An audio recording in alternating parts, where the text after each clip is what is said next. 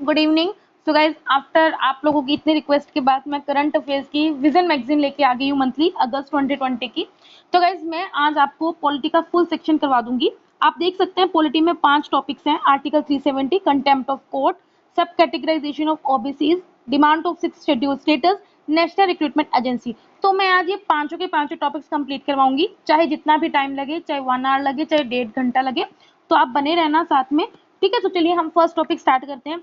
Speed थोड़ी सी तेज रहेगी, आप क्या करना 0.75 की स्पीड पे सुन सकते हो, ठीक है। तो चलिए हम स्टार्ट करते हैं फर्स्ट टॉपिक, आर्टिकल 370। तो गाइज आपको पता है 5 अगस्त को पिछले साल क्या है, आर्टिकल 370 रिमूव कर दिया गया था, साथ में आर्टिकल 350A। तो उसके क्या है, अगस्त में क्या है 1 ईयर एनिवर्सरी हो चुकी है जब हमने आर्टिकल 370 और आर्टिकल 358 को हमने क्या किया था, एब्रोगेट किया था, रिपील किया था। और हमने क्या किया था, जम्मू एंड कश्मीर को रीऑर्गेनाइज करके हमने क्या किया, अभी आपको पता ही है 2 यूटीज बना चुके हैं, जम्मू एंड कश्मीर एंड लद्दाख। अब हम जरा बैकग्राउंड में देखते हैं क्या था। देखो 1948 में क्या हुआ था, इंडिया गवर्नमेंट ने ट्रीटी ऑफ एक्सेशन साइन की थी, किसके साथ, रूलर ऑफ कश्मीर के साथ, ताकि हम क्या कर सके, कश्मीर को प्रोटेक्ट कर सकें किससे, पाकिस्तान की एग्रेशन से। अब जब ये ट्रीटी साइन हो गई, जब ट्रीटी ऑफ एक्सेशन साइन हो गई, तो उसके बाद क्या किया था, पार्ट 21 जो हमारे इंडिया के कॉन्स्टिट्यूशन में 25 पार्ट्स हैं, उसमें 21st पार्ट में हमने क्या किया था, आर्टिकल 370 को ऐड कर दिया था, जिसमें हमने क्या किया था, जम्मू कश्मीर को एक स्पेशल स्टेटस प्रोवाइड किया था, जिसका नाम था temporary transitional and special provision. अब इस आर्टिकल के अंतर्गत क्या है, सेंटर क्या करता है, अगर कोई भी लॉ आपको स्टेट में अप्लाई करना है, जम्मू कश्मीर की स्टेट में अप्लाई करना है, तो उसको स्टेट गवर्नमेंट की परमिशन चाहिए, except defence, foreign affairs, finance and communication affairs में।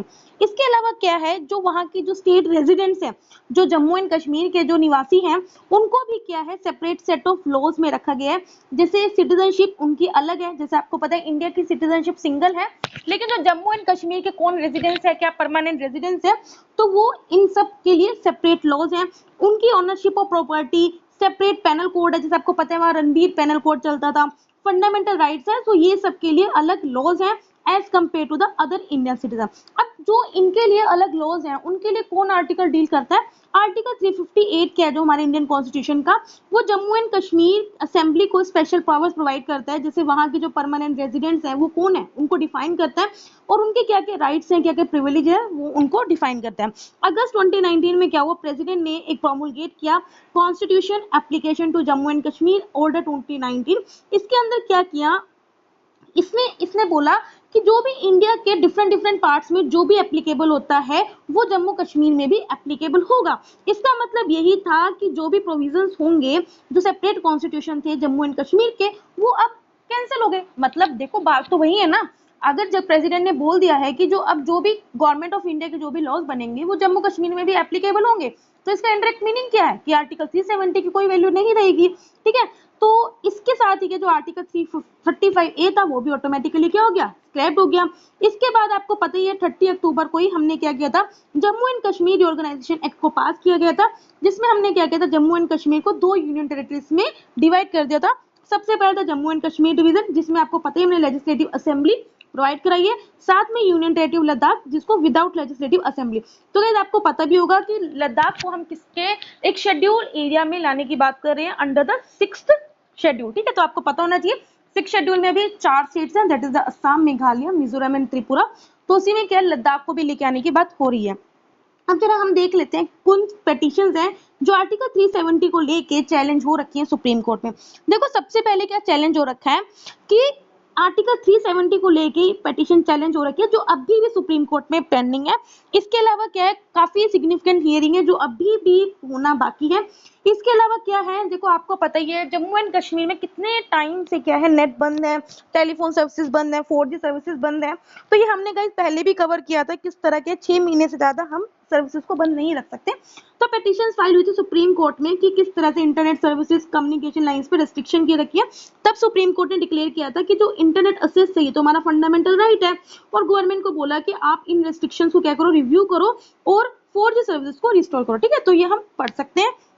अब हम पढ़ते हैं, एनालिसिस करते हैं। देखो हमने जब से आर्टिकल 370 को एब्रोगेट किया है, तब से क्या क्या डेवलपमेंट हुई है उसका एनालिसिस करते हैं। ठीक है, देखो सबसे पहले सेंट्रल गवर्नमेंट ने क्या मेजर्स लिए हैं ताकि हम क्या कर सके, जम्मू कश्मीर रीजन में डेवलपमेंट ट्रांसफॉर्म कर सके। देखो जनवरी 2020 में सेंट्रल गवर्नमेंट ने 80,000 करोड़ का पैकेज ग्रांट किया ताकि हम जम्मू एंड कश्मीर में डेवलपमेंट वर्क को स्टार्ट कर सके।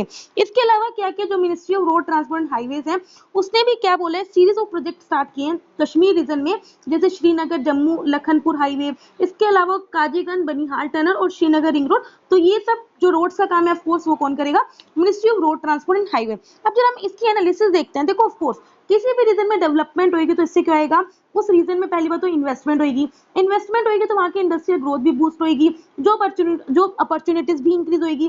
देखो मिलिटेंसी, आपको पता है जम्मू एंड कश्मीर में क्या है, थोड़ा मिलिटेंट ग्रुप डोमिनेट करता है, वहाँ डिस्टर्ब एरिया रहता है, तो ये सब जो चीजें हैं वो डिक्रीज होंगी और वहाँ की इकोनॉमी होगी स्ट्रेंथन होगी। इसके अलावा क्या, मिनिस्ट्री ऑफ होम अफेयर्स के डाटा के अकॉर्डिंग ऑलरेडी 168 जो मेमोरेंडम ऑफ अंडरस्टैंडिंग, देखो मेमोरेंडम ऑफ अंडरस्टैंडिंग क्या होता है, एक तरह का एग्रीमेंट होता है, तो ऑलरेडी 168 एग्रीमेंट साइन हो चुके हैं ताकि हम जम्मू एंड कश्मीर में इन्वेस्टमेंट लेके आ सके। तो आप देख सकते हो जो मेमोरेंडम ऑफ अंडरस्टैंडिंग साइन हुआ है वर्थ कितनी है, 13,600 करोड़। अगर हम मिनिस्ट्री ऑफ होम अफेयर्स की रिपोर्ट के अकॉर्डिंग देखा जाए, जब से हमने आर्टिकल 370 को एब्रोगेट किए तो उसके बाद से जो टेरर रिलेटेड एक्टिविटीज वो कितनी कम हुई है, 36% कम हुई है। ठीक है, तो गाइस जिस हिसाब से आप देखते रहते होंगे न्यूज में या फिर आलतू फालतू चीजें कि कितना क्या है, लोग ऐसे पोर्ट्रे करते हैं कि आर्टिकल 370 के बाद के वहां पे टेरर एक्टिविटीज बढ़ी हैं, बट अगर हम डाटा देखें तो टेरर एक्टिविटीज 36% घटी है। इसके अलावा ये भी देखने को मिला जो यूथ, जो लोकल यूथ टेररिस्ट ऑर्गेनाइजेशन में इन्वॉल्व होता था उसमें भी 40% डिक्रीज देखने को मिला है। अब हम पढ़ते हैं लेजिस्लेटिव चेंज। देखो जम्मू एंड कश्मीर में पहले 354 स्टेट लॉज थे, ठीक है, चलो पढ़ लेते हैं। 354 स्टेट लॉज थे जिसमें से ऑलरेडी हमने 164 लॉज को मतलब रिपील कर दिया, मतलब कि बिल्कुल नल एंड वॉइड कर चुके हैं, 138 लॉज को मॉडिफाई कर चुके हैं और 170 सेंट्रल लॉज को वहां पे एप्लीकेबल कर चुके हैं। ठीक है, अब हम जरा इसका देखते हैं एनालिसिस। देखो कुछ क्रिटिकल लेजिस्लेशंस हैं जो गवर्नमेंट, कुछ लॉज हैं जो गवर्नमेंट ऑफ इंडिया ने पास किए गए हैं जो जम्मू कश्मीर में एप्लीकेबल होते हैं। देखो मैंने आपको अभी क्या बताया, पहले रणबीर पैनल कोड होता था, पहले क्या होता था आर्टिकल 370 से पहले कोई भी अगर आपको पार्लियामेंट का लॉ स्टेट में अप्लाई करवाना है तो आपको स्टेट की परमिशन लेनी होती थी, लेकिन जब आर्टिकल 370 हट गया तो अब क्या है, जो भी पार्लियामेंट के लॉज बनाए हैं वो स्टेट में एक्ट होंगे। ठीक है, इसके अलावा क्या, देखो पहले क्या था, आरटीआई एक्ट के अंदर जम्मू कश्मीर स्टेट कवर नहीं होती थी, तो ट्रांसपेरेंसी और अकाउंटेबिलिटी वहां पे रखने के लिए हमने क्या किया, आरटीआई एक्ट को लेके आए हैं। साथ में व्हिसल ब्लोअर्स प्रोटेक्शन एक्ट भी अब वहां पे अकाउंटेबल होगा, वहां पे स्टार्ट होगा। अब guys whistle blowers protection act में क्या होता है, सपोज करो कोई भी पब्लिक एम्प्लॉई है, पब्लिक सर्वेंट है, अगर उसने कोई करप्शन की है या उसने अपनी पावर को मिसयूज किया है तो आप उसके अगेंस्ट कंप्लेंट वहां ले सकते हैं। ठीक है, तो गाइस आई होप आपको ये समझ में आएगा व्हिसल ब्लोअर्स प्रोटेक्शन एक्ट। इसके अलावा क्या है, कुछ लॉज ऐसे बनाए हैं ताकि हम वहां के जो मार्जिनाइज सेक्शंस हैं उनको प्रोटेक्ट कर सके, जैसे शेड्यूल कास्ट या शेड्यूल ट्राइब्स के जो लोग हैं उन्हें प्रोटेक्ट कर सके। ठीक है, नेशनल कमीशन फॉर सफाई कर्मचारी एक्ट ये वहां पे एप्लीकेबल हुआ है, schedule tribes and other traditional forest dwellers act ये भी वहां एप्लीकेबल हुआ है। इसके अलावा क्या है, एजुकेशनल राइट्स के जो लॉज हैं वो भी वहां पे एप्लीकेबल हुए हैं, जैसे आपको पता है 86 अमेंडमेंट एक्ट में हमारे क्या हुआ था, कंपल्सरी एजुकेशन ऐड हुआ था, तो वो अब वहां पे ऐड हो गया, that is the right of children to free and compulsory education act 2009। अब हम इसके अलावा देखते हैं गवर्नमेंट ने क्या कुछ सेंट्रल स्कीम्स को इस रीजन में क्या करा, इंट्रोड्यूस किया। तो गाइस जो सिटीजन अब जम्मू कश्मीर में रहते हैं वो सेंट्रल स्कीम्स का बेनिफिट ले सकते हैं, जैसे आयुष्मान भारत स्कीम, ये आपको पता ही है, इसमें क्या है कि आप मेडिसिन मतलब का असेस कर सकते हो। अटल पेंशन योजना ये भी आपको पता है 60 साल से जो ऊपर है वो इसका फायदा उठा सकते हैं। पीएम किसान में आपको पता ही है, हर किसान को, कोई भी किसान हो, जरूरी नहीं है कि वो स्मॉल एंड मार्जिनल फार्मर हो, कोई भी फार्मर है उसको 6,000 पर ईयर मिलेगा। प्रधानमंत्री जन धन योजना, देखो ये भी लाइफ इंश्योरेंस स्कीम है फॉर फार्मर्स। इसके अलावा स्टैंड अप इंडिया, ये आपको पता है स्टैंड अप इंडिया किसके लिए, ताकि जो SC ST है उनको बेनिफिट दे सकें। ठीक है, इसके अलावा under the national saffron mission, जो गाइस आपको पता है जम्मू एंड कश्मीर में सबसे ज्यादा सेफ्रॉन की कल्टीवेशन होती है। ठीक है, तो इस मिशन के अंडर क्या, हम ऑलरेडी जो जम्मू कश्मीर का 3500 हेक्टेयर का लैंड है इसे हम रिन्यू करवा चुके हैं फॉर सेफ्रॉन कल्टीवेशन। रीजनरेटेड का मतलब क्या होता है, रिन्यू कराना। इसके अलावा क्या, टूरिज्म को बूस्ट करने के लिए, कनेक्टिविटी को बढ़ाने के लिए 11 एयरपोर्ट्स को जम्मू कश्मीर में और 2 लद्दाख को हम क्या कर चुके हैं, उड़ान स्कीम के अंडर लेके आ चुके हैं। तो क्या उड़ान स्कीम मैंने आपको पढ़ाया हुआ है, Udan scheme ministry of civil aviation के अंडर है। इसके अंदर हम क्या करते हैं, जो अनसर्व्ड मतलब कि एयरपोर्ट्स हैं या जो अंडर मतलब कि जो ज्यादा एयरपोर्ट्स नहीं चलते हैं उनको कनेक्टिविटी प्रोवाइड करते हैं, ठीक है। इसके अलावा क्या जो हेल्थ सेक्टर है उनको भी ट्रांसफॉर्म किया जाएगा विद द ओपनिंग ऑफ, वहां पे 2 एम्स के हॉस्पिटल्स ओपन किए जाएंगे और 5 न्यू मेडिकल कॉलेजेस वहां पे एस्टेब्लिश किए जाएंगे। इसके अलावा क्या है, माइनॉरिटी स्कॉलरशिप में भी इंक्रीज देखने को मिला, कितना 262% इंक्रीज। आगे बढ़ते हैं, एडमिनिस्ट्रेटिव चेंज क्या क्या हुए हैं जम्मू कश्मीर में और लद्दाख में जब से इसको यूनियन टेरिटरी डिक्लेयर किया गया। देखो सबसे पहले क्या है, देखो आपको पता है कुछ डिपार्टमेंट्स ऐसे होते हैं जिनके फंक्शन एक जैसे होते हैं, तो जो डिपार्टमेंट जिनके ओवरलैपिंग फंक्शंस थे उन्हें हमने क्या किया, मर्ज किया या फिर एक को क्या कर दिया, हमने रिपील कर दिया, ठीक है। तो इस तरह से हम स्ट्रक्चर रिफॉर्म्स लेके आए हैं। साथ में फाइनेंस या प्लानिंग डिपार्टमेंट में देखो जिसमें क्या डबल फंडिंग होती थी, जिसकी वजह से जो फाइनेंशियल डिसिप्लिन है उसको हम लेके आए हैं, एक्सपेंडिचर पे कंट्रोल किया है। इसके अलावा क्या है, अब जो गवर्नमेंट एम्प्लॉइज हैं जो जम्मू कश्मीर में रहते हैं वो बेनिफिट्स रिसीव कर सकते हैं, किसके, 7 सेंट्रल पे कमीशन के। अब गाइस 7 सेंट्रल पे कमीशन क्या होता है ये आपको पता होना चाहिए। देखो ये नियरली ये होता है सैलरी स्ट्रक्चर या फिर जो अलाउंसेस या जो एमोलमेंट्स होते हैं सभी सेंट्रल गवर्नमेंट सिविल एम्प्लॉइज के या फिर इसमें डिफेंस फोर्सेस के भी जो होते हैं वो इसका फायदा उठा सकते हैं।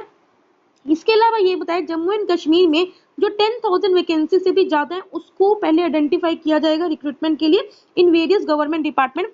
इसके अलावा क्या है, जो यूनियन टेरिटरी लद्दाख है वो अभी भी क्या कुछ कॉन्स्टेंट्स को स्ट्रेस फेस कर रही है मैन पावर का, जो वैकेंसी है गवर्नमेंट डिपार्टमेंट में स्पेशली हायर लेवल्स पे वो अफेक्ट हो रही है, जिसकी वजह से मतलब कि पब्लिक को आप वो अच्छी सर्विस डिलीवर नहीं कर पाओ। ऑफकोर्स मैन पावर कम होगी तो आप जो आम जनता है उसको वो सर्विसेज प्रोवाइड नहीं कर पाओगे।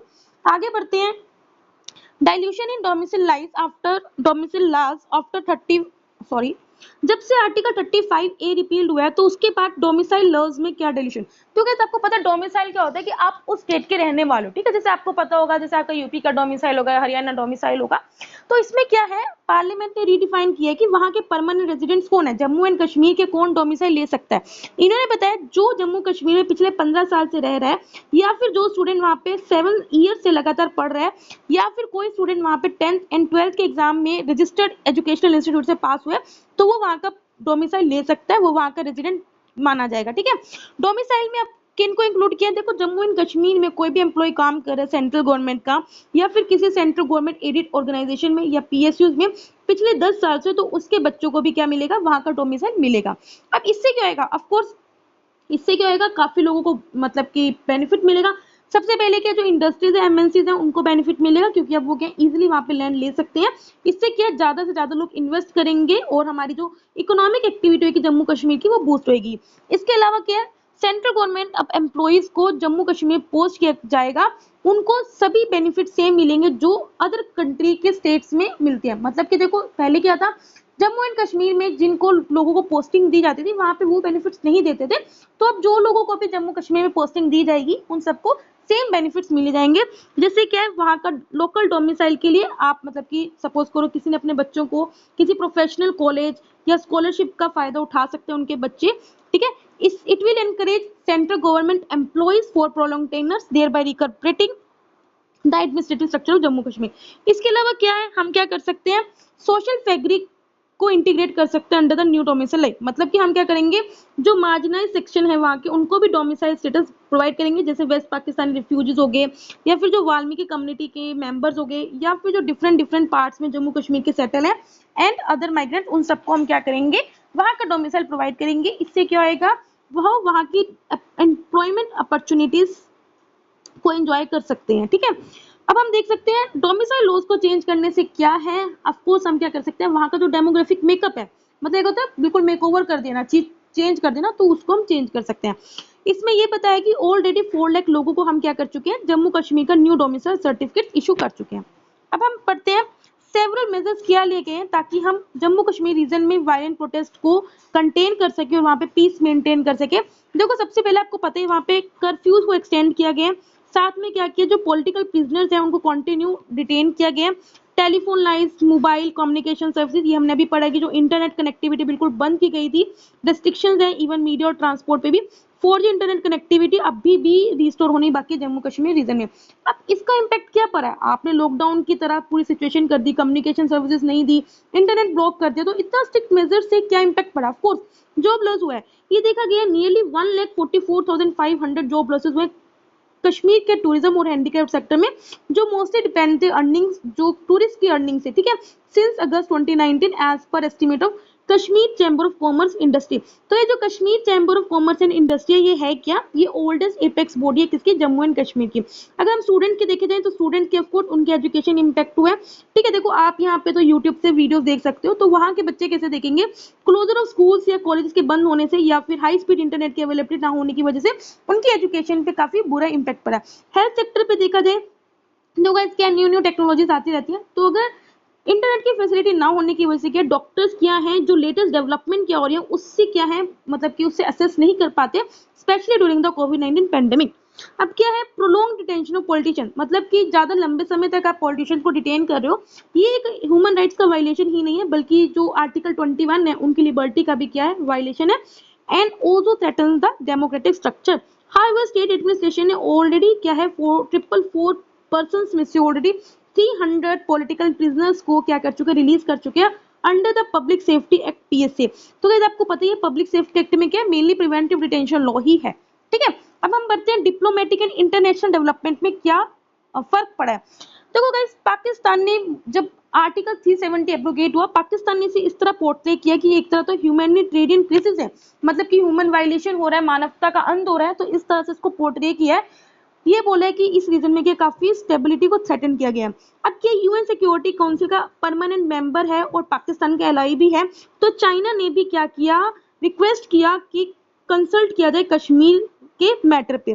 कंट्रीज जैसे टर्की एंड मलेशिया उन्होंने भी जो रेस्ट्रिक्शंस लगाई गई उनको क्रिटिसाइज किया यूएन जनरल असेंबली में, ठीक है। तो अभी हमने पढ़ा कितनी कितनी रेस्ट्रिक्शंस लगाई, कर्फ्यूज लगाए, डिटेन किया, ठीक है, इंटरनेट सर्विसेज नहीं बंद कर दी, ठीक है, या फिर टेलीफोन लाइंस, कम्युनिकेशन लाइंस, तो इन सब रेस्ट्रिक्शंस को टर्की और मलेशिया ने क्या क्रिटिसाइज किया, कहाँ पे, यूएन जनरल असेंबली में। साथ में क्या है, ह्यूमन राइट वायलेशंस से काफी कंसर्न देखने को मिला कश्मीर में। किसने ये ह्यूमन राइट्स कंसर्न शो किया, यूएसए ने, यूके और काफी अदर यूरोपियन कंट्रीज में। अब जरा हम इसका एनालिसिस देख लेते हैं। देखो ये बताया कि वाइल पाकिस्तान हमेशा क्या करता है, कश्मीर इशू को इंटरनेशनलाइज करता है, मतलब कि इंटरनेशनल लेवल पे लेके जाता है। क्यों लेके जाता है, क्योंकि आपको पता ही है कि पाकिस्तान हमेशा से क्या करता है, पाकिस्तान ही मेन कोज रहा है। Pakistan was considered as the primary aggressor in the Kashmir and the root of the most problems in the region, ठीक है। लेकिन फिर भी कुछ प्रोएक्टिव डिप्लोमेटिक एंगेजमेंट में देखा गया है, मोस्ट कंट्रीज ने ये बोला कि अगर इंडिया ने आर्टिकल 370 को एब्रोगेट किया भी है तो ये इंडिया का अपना इंटरनल मैटर है, और अगर इंडिया और पाकिस्तान का मैटर है तो वो अपने बायलेटरल सेटलमेंट करेंगे कश्मीर इशू का बिटवीन इंडिया एंड पाकिस्तान, ठीक है। अब हम जरा कंक्लूजन पे देख सकते हैं क्या कंक्लूजन बन सकता है। देखो यही बोला है कि अगर हमने स्पेशल स्टेटस उनका रिवोक किया है कश्मीर, जम्मू कश्मीर का, तो इसका क्या है, पीस एंड प्रोग्रेस पे देखो फर्क पड़ा है, हमारी पीस हमने मेंटेन करी है, प्रोग्रेस भी हुआ है in the new era of inclusive development and transparent governance. अब हमने स्टेट को 2 यूनियन टेरिटरीज में बाइफुर्केट करके लोकल कम्युनिटीज ज्यादा से ज्यादा क्या कर सकती हैं, मतलब कि पार्टिसिपेट कर सकते हैं इन पब्लिक स्फेयर, ठीक है। यूथ भी क्या है ज्यादा से ज्यादा सिक्योरिटी फोर्सेस को ज्वाइन कर सकते हैं, सिविल सर्विसेज जैसे आप आईएएस आईपीएस की तैयारी करो, इनमें क्या कर सकते हैं, पार्टिसिपेट करते हैं, and also can participate in field of education and sport. इसके अलावा यही बात बताया कि अगर हम डिसेंट्रलाइज लोकल बॉडीज को डेवलप करते हैं, कॉन्फिडेंस बिल्डिंग मेजर्स हम अमंग यूथ क्या कर सकते हैं, डेवलप करते हैं, and restoration of internet services ये हमें पक्का करना चाहिए, ताकि हम अगर चाहते हैं कि Jammu and Kashmir socio economic way में डेवलप कर, ठीक है। Development of decentralise local bodies, confidence building measures among youth and restoration of internet services in a phased manner can further aid in participative socio economic development of the region, ठीक है। तो guys जो conclusion होता है ना उसको हमने balance point of हमेशा लिखना पड़ता है, मतलब कि हर एक चीज बतानी है, पहले थोड़ा सा उसका थोड़ा फीडबैक बता दो कि हाँ यार हमने अच्छा किया है, लेकिन फिर आप कुछ नेगेटिव व्यू भी देख सकते हो कि हाँ मतलब सजेशन दे सकते हो कि हम ये कर सकते हैं, ठीक है। आगे बढ़ते हैं कंटेम्प्ट ऑफ कोर्ट। तो गाइस ये न्यूज में हमने पढ़ा था विजन के डेली करंट अफेयर्स में। देखो सुप्रीम कोर्ट ने अभी क्या किया है, जो लोअर हैं जिनका नाम था प्रशांत भूषण, उन्हें कंटेम्प्ट ऑफ कोर्ट के लिए गिल्टी ठहराया है, क्योंकि उन्होंने क्या किया था, सोशल मीडिया में कुछ कमेंट पास किया था जिसमें उन्होंने हमारे जो करंटली जो चीफ जस्टिस ऑफ इंडिया उनको टारगेट किया था। देखो गाइस कंटेम्प्ट ऑफ कोर्ट क्या होता है, देखो कंटेम्प्ट का मतलब ये है कि आप अगर कोर्ट की अथॉरिटी को या उसकी डिग्निटी को डिसरिस्पेक्ट शो कर रहे हो तो ये कंटेम्प्ट होता है। देखो प्रोविजन जो ये प्रोविजन है इसका रीजन क्या है, देखो हम कंटेम्प्ट ऑफ कोर्ट इसलिए रखा हुआ है ताकि हम क्या कर सके, कोर्ट्स को प्रोटेक्ट कर सके कि कोई आपको कोर्ट पे अटैक ना कर पाए जो इसकी अथॉरिटी को लोअर करता है या फिर इसकी पब्लिक इमेज को डिफेम करता है, या फिर इस तरह से ना करें कि हम जो देखो जुडिशरी पे लोग विश्वास क्यों करते हैं, क्योंकि उसकी इम्पार्शियल नेचर की वजह से, ठीक है, ताकि जो पब्लिक है, आम जनता है, वो अपना जो विश्वास है वो इस पे ना खोए, ठीक है।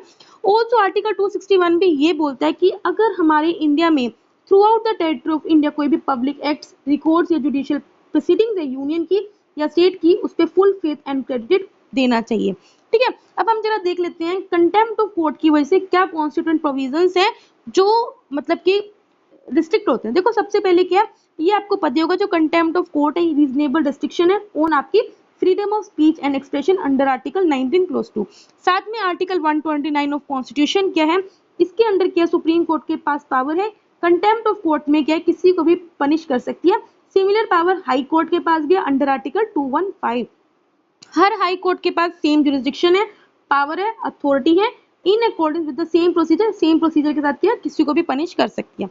आर्टिकल 142 क्लोज 2 के अकॉर्डिंग क्या है, सुप्रीम कोर्ट क्या कर सकती है, सुप्रीम कोर्ट के पास पावर है कि वो क्या कर सकते हैं, किसी जैसे आप सपोज करो कल आपकी अगर आपको कल कोर्ट जाना है, आपकी हाजिरी है, तो सुप्रीम कोर्ट क्या कर सकते हैं, किसी भी पर्सन को सिक्योर कर सकते हैं, उसकी अटेंडेंस को। साथ में अगर आपने कोई डॉक्यूमेंट प्रोड्यूस करना है उसको प्रोड्यूस कर सकती है, और अगर किसी ने इसको वायलेट करने की कोशिश करी, उसमें कुछ इंटरफेरेंस करी, then he has the power to give punishment to anyone for its contempt, ठीक है। देखो कंटेम्प्ट ऑफ कोर्ट को कौन डिफाइन करता है, इसके लिए एक एक्ट है, that is the contempt of court act 1971, ये डिफाइन करता है कंटेम्प्ट को। ये याद रखना, ये कॉन्स्टिट्यूशन में कहीं भी डिफाइन नहीं है। देखो ये यूपीएससी ने पहले भी पूछा हुआ कि कंटेम्प्ट ऑफ कोर्ट के हमारे उसमें डिफाइन है कॉन्स्टिट्यूशन में, तो नहीं, ये कॉन्स्टिट्यूशन में डिफाइन नहीं है, इसके लिए सेपरेट एक्ट है। अब आपको ये भी पता है सिविल और क्रिमिनल दो तरह के कंटेम्प्ट होते हैं। सिविल कंटेम्प्ट में क्या होता है, अगर मैं अपनी मर्जी से क्या कर रही हूँ, किसी कोर्ट के ऑर्डर को कर रही हूँ, डिसोबे कर रही हूँ, विलफुल डिसोबे करना ऑफ ऑर्डर ऑफ कोर्ट।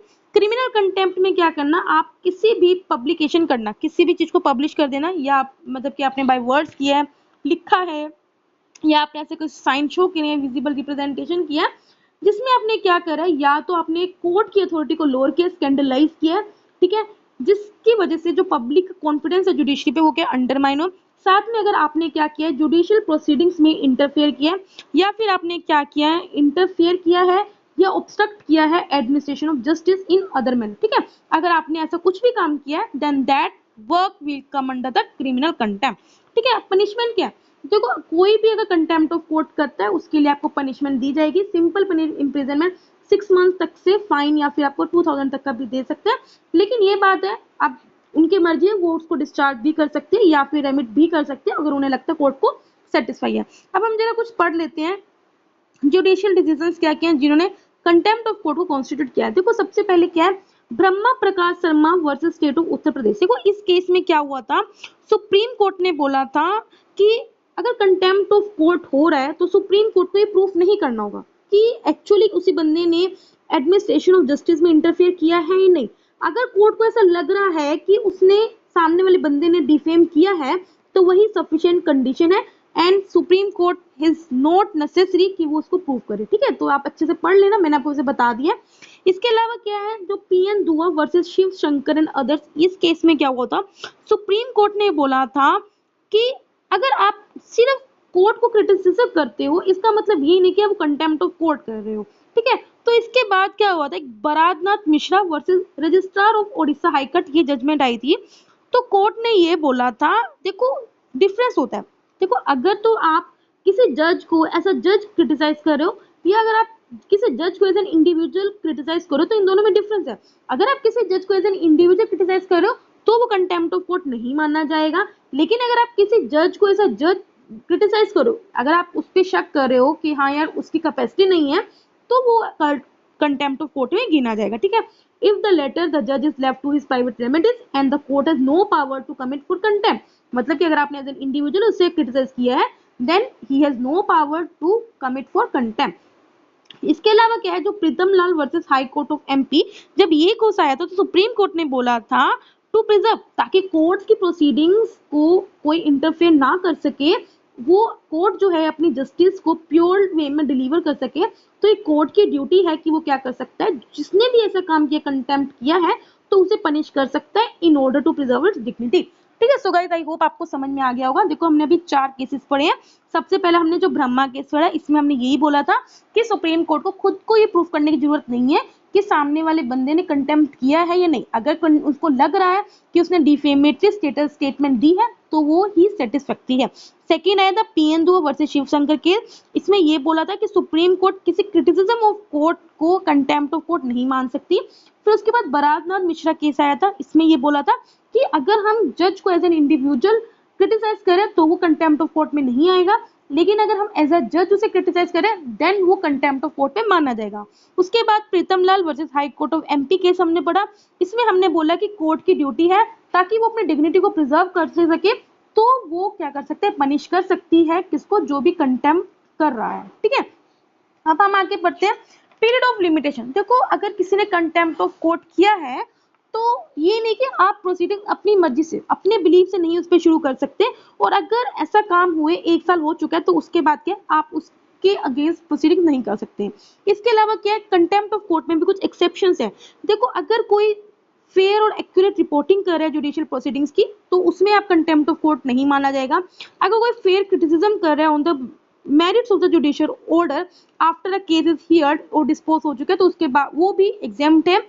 अगर कोई पब्लिकेशन या एक्ट ऐसा है जो डिफेमेटरी अटैक कर रहा है जज पे लेकिन जस्टिस एडमिनिस्ट्रेशन में इंटरफेयर नहीं कर रहा तो उसे कंटेम्प्ट ऑफ कोर्ट नहीं माना जाएगा। ठीक है, तो गाइस थोड़ा सा मतलब समझिए, फर्क समझो। सबसे पहले क्या है, सपोज करो कोई जुडिशियल प्रोसीडिंग्स हो रही है, देखो आपको पता है मीडिया वाले क्या करते हैं, कुछ ना कुछ तो अपना राय रखते ही हैं, तो वो उसमें कंटेम्प्ट ऑफ कोर्ट को नहीं माना जाएगा। कोई फेयर क्रिटिसिज्म करे तो वो भी नहीं माना जाएगा। तीसरी बात ये कि अगर जज पे तो डिफेमेटरी अटैक करे लेकिन एडमिनिस्ट्रेशन में इंटरफेयर नहीं करा तो वो भी नहीं माना जाएगा। इसके बाद क्या है, एक्ट को 2006 में अमेंड किया गया था और उसमें ये लिखा गया था, इंट्रोड्यूस किया गया था truth as a valid defence. इसमें क्या है, if it was in public interest and invoked in a bona fide manner. मतलब सपोज करो अगर कोई जर्नलिस्ट है, अगर उसने ही कुछ मतलब ऐसा अगेंस्ट में बोला है लेकिन अगर वो ट्रुथ है, वो सच्चाई है और पब्लिक इंटरेस्ट में है तो उसे कंटेम्प्ट ऑफ कोर्ट नहीं माना जाएगा। ठीक है, अब जरा हम देख लेते हैं अदर कंट्रीज है वहां पे जजेस किस हिसाब से रिस्पॉन्ड करते हैं। देखो इंग्लैंड में क्या ऑलरेडी जो कंटेम्प्ट ऑफ कोर्ट है उसको एबोलिश कर चुके हैं। कब कर चुके हैं, 1930 में ही कर चुके हैं, क्योंकि जो लास्ट केस आया था कंटेम्प्ट का वो कब आया था, 1930 में आया था। जो ब्रिटिश जज लॉर्ड जैनिंग है उन्होंने 1969 में ऑब्जर्व किया था तो कि court has the jurisdiction of contempt they shell never use it. मतलब कोर्ट के पास चाहे पावर है कंटेम्प्ट की लेकिन उनको यूज नहीं करना चाहिए। उन्होंने ये बोला क्योंकि जजेस का भी तो अपना मतलब कि पर्सनल इंटरेस्ट हो सकता है ना। This is because in contempt cases जजेस का भी अपना पर्सनल इंटरेस्ट हो सकता है and this is again the legal principal that one can not be जज इन देयर ओन केस। इसलिए क्या है, अपने केस में कोई भी जज नहीं बन सकता। ठीक है, लॉर्ड एरिंग ने ये भी बोला था, हम क्रिटिसिज्म से नहीं डरते नॉट टू बी रिसेंटेड। मतलब कि अगर रिसेंट का मतलब क्या होता है, आपको बेकार फील करना। ठीक है, we do not fear criticism no do be resent. ठीक है, अब जरा हम यूएसए का स्टेटस देख लेते हैं। यूएसए में क्या है, जस्टिस ह्यूगो ब्लैक ने ऑब्जर्व किया कि American public opinion could not be silence in the pretext of contempt of court. देखो वैसे तो मैं आपको बताता हूँ यूएसए यूके कनाडा कहीं पे भी कंटेम्प्ट ऑफ कोर्ट नहीं है। ठीक है, तो यूएसए में भी यही बोला था कि हमें क्या करना है कि कंटेम्प्ट ऑफ कोर्ट मैनर्स में साइलेंस नहीं रखना चाहिए। हाउएवर अगर लेकिन कोर्ट की डिग्निटी को मेंटेन करने के लिए हमें क्या करना चाहिए, फ्री डिस्कशंस को रिस्पेक्ट करना चाहिए about the court were restricted on the pretext of preserving it's duty. Canada में देखा जाए कोपियोटो केस आया था 1987 में जिसमें कोर्ट ने ऑब्जर्व किया था that courts are free to be criticise. Courts को आप क्रिटिसाइज कर सकते हो लेकिन अनलेस कब तक, जब तक उसकी जस्टिस के एडमिनिस्ट्रेशन में कोई डेंजर ना हो। ठीक है, तो यही है, हमने डिफरेंट कंट्रीज का स्टेटस देख लिया, कहाँ पे क्या स्टेटस है, इंग्लैंड यूएसए कनाडा का। अब जरा हम देख लेते हैं इश्यूज क्या है कंटेम्प्ट ऑफ कोर्ट के। देखो सबसे पहले तो मैंने आपको यही बता दिया कि freedom of speech and expression भी क्या करता है, रिस्ट्रिक्ट करता है। देखो इन्होंने बोला है कंटेम्प्ट ऑफ लॉ इस तरह से होना चाहिए कि एक बैलेंस बना रहना चाहिए हमारा, कि जिस तरह से जो जस्टिस की एडमिनिस्ट्रेशन है या फिर जो कोर्ट की जो डिग्निटी है उस पर भी फर्क ना पड़े और साथ में जो हमारा right to freedom of speech है उसको भी कॉम्प्रोमाइज नहीं करना चाहिए। तो इसलिए इन्होंने बोला है कि एक बैलेंस होना चाहिए और एक रीजनेबल रिस्ट्रिक्शन रखनी चाहिए। मतलब कि एक तरफ से फुली रिस्ट्रिक्ट नहीं होना चाहिए, रीजनेबल रिस्ट्रिक्शंस रखनी चाहिए। इसके अलावा क्या है, हमें क्या करना चाहिए, क्रिमिनल कंटेम्प्ट की जो डेफिनेशन है वो काफी एक्सट्रीमली वाइड है और कोई भी इजीली इसको इन्वोक कर सकता है क्योंकि आपको पता है जुडिशरी के पास क्या सो मोटो की पावर होती है। थर्ड क्या, against natural justice. Fundamental principle of natural justice के अकॉर्डिंग कोई भी अपने केस में जज नहीं हो सकता, लेकिन जब कंटेम्प्ट लॉ है, जब कंटेम्प्ट ऑफ कोर्ट होता है तो उस वक्त क्या है, वो जज क्या है अपने केस में बैठ सकता है। ठीक है, तो यही नेचुरल जस्टिस के अगेंस्ट हो गया ना। However the contempt law enables judiciary to sit in judgment on itself. ठीक है, ये कब हुआ था, नंदलाल भवानी केस में बोला गया था। नंदलाल भवानी है जिन्होंने कंटेम्प्ट ऑफ कोर्ट किया था, मतलब कोर्ट्स में क्या है एक जूता फेंका था, तब क्या है वही सेम बेंच ने क्या कन्वर्ट किया था कि नंदलाल भवानी को कंटेम्प्ट ऑफ कोर्ट के लिए गिल्टी ठहराया था और उन्हें 4 महीने की सजा दे दी थी।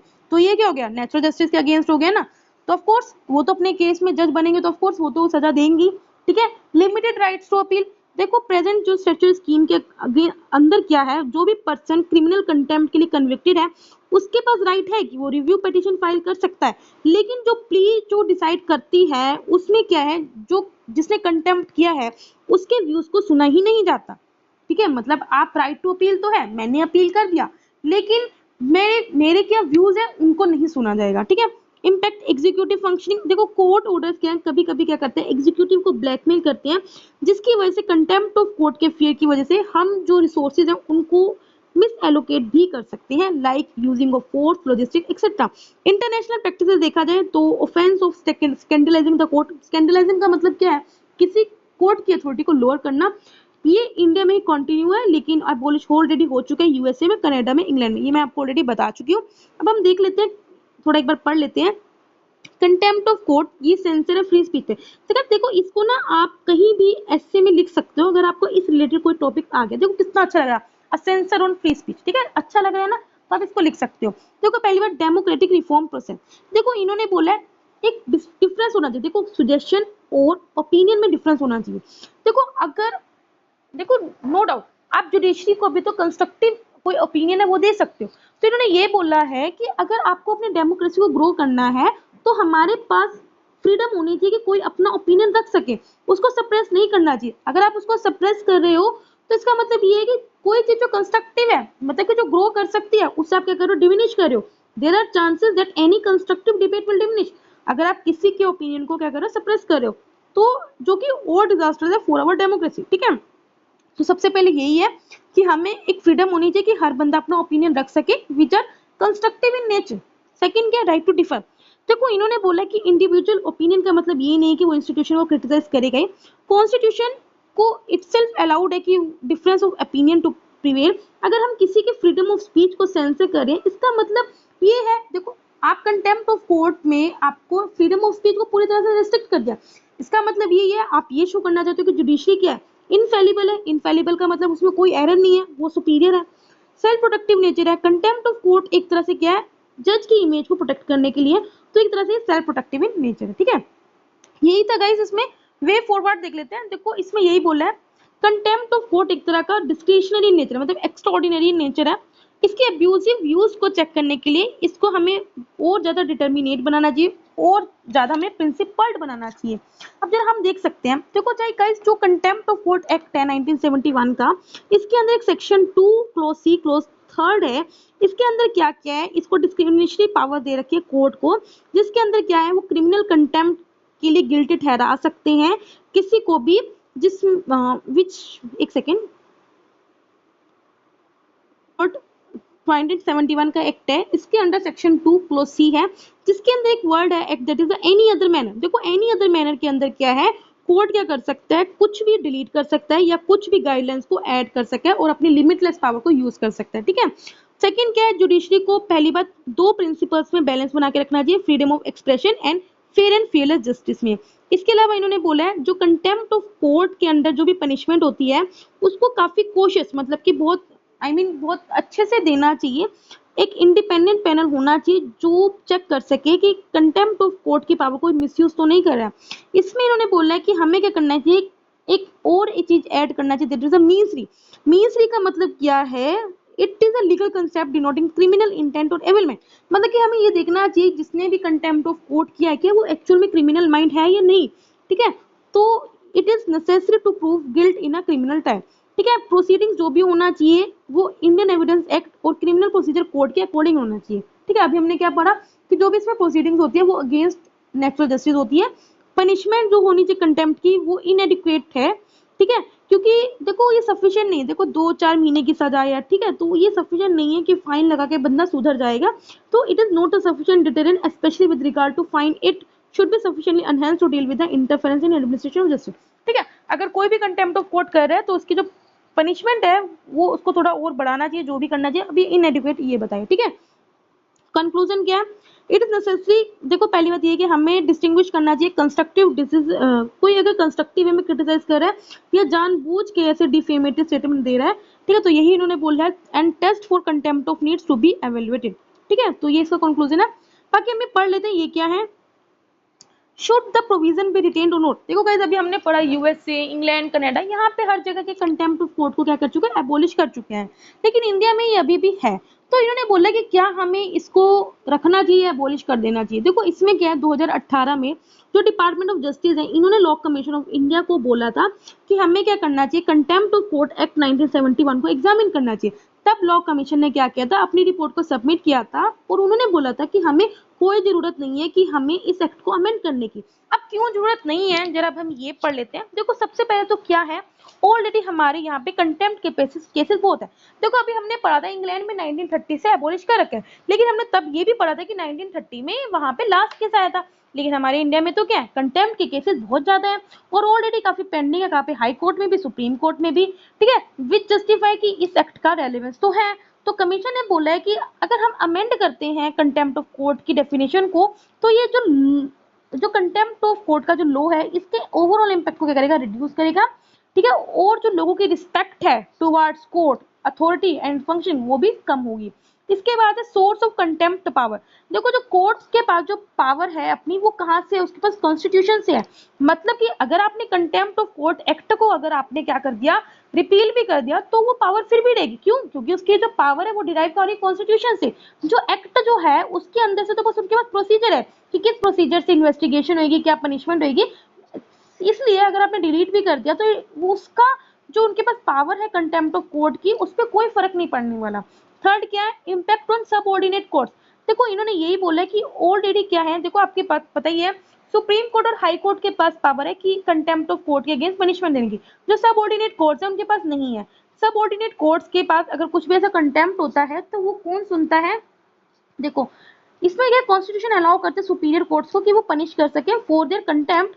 एक्ट एडिशनली अलाउ करते हैं हाई कोर्ट को भी, अगर किसी सबऑर्डिनेट कोर्ट्स में कुछ कंटेम्प्ट हो रहा है तो उसकी पनिशमेंट भी क्या हाई कोर्ट या सुप्रीम कोर्ट दे सकता है।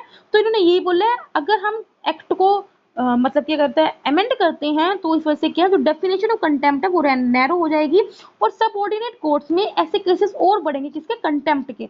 इसके अलावा क्या इंटरनेशनल कंपेरिजन, देखो अगर हम इंटरनेशनल लेवल पे कंपेरिजन किया जाए तो कमीशन ने कंपेयर किया है offence of scandalising the court in Britain और इंडिया कमीशन में। इन्होंने नोट किया कि जो यूके में ऑलरेडी कंटेम्प्ट लॉज क्या है, ऑलरेडी एबॉलिश हो चुके हैं, लेकिन उन्होंने बोला है कि इंडिया में अगर हम एबॉलिश करते हैं तो ये कहीं ना लेजिस्लेटिव गैप बना देगा।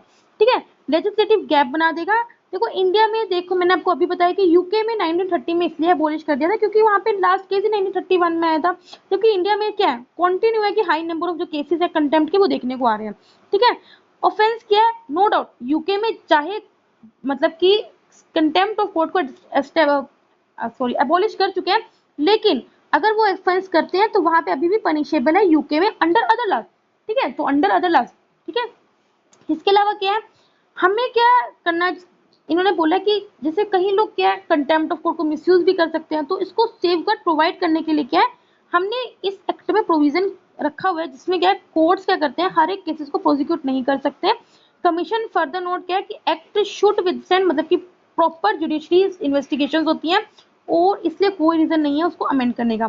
कोर्ट की पावर को भी रेस्ट्रिक्ट किया गया। 1971 एक्ट को वाज अ गुड इन्फ्लुएंस क्योंकि उसमें सभी प्रोसीजर्स लिखा हुआ है कि किस तरह से आप कोर्ट की जो पावर्स है उनको भी रिस्ट्रिक्ट कर सकते हो in wielding contempt power. Amending the definition of contempt will lead to the impeached. ठीक है, तो गाइस आई होप आपको समझ में आया होगा। ठीक है, ये सब मैंने आपको नॉर्मली बता दिया क्या है क्या नहीं। अब हम चलते अपने नेक्स्ट टॉपिक पे, sub categorisation of other backward classes, another very important topic and very interesting topic.